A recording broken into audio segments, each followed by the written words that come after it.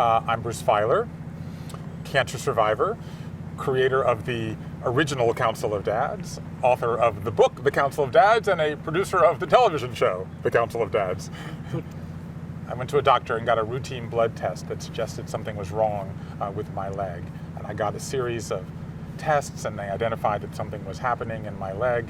And I got a call one afternoon, it was a Tuesday afternoon, from a doctor saying, the tumor in your leg is not consistent with a benign tumor.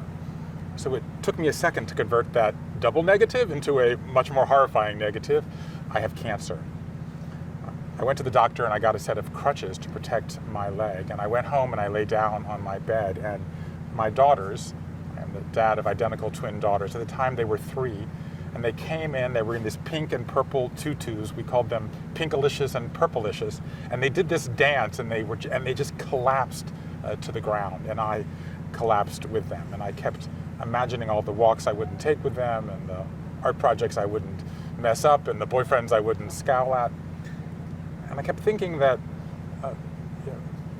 they would lack my discipline and my love and my voice. And 3 days later, I woke with an idea of how I could give them that voice. I would reach out to men from all parts of my life and ask them to be present in the lives of my daughters. And I said to myself that I would call that group the Council of Dads.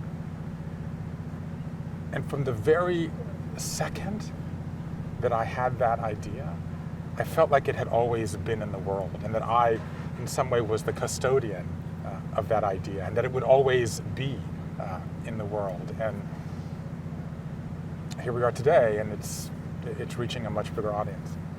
We have our work lives and we have our family lives, and our friends are the ones often that get pushed aside. And I think that one of the reasons that people have responded to this idea is that it's a bridge almost. It's a way to invite your friends into the thing that's most important to you. And I think the other reason is that we live in this moment where so much in our culture is pulling us apart and dividing us, right?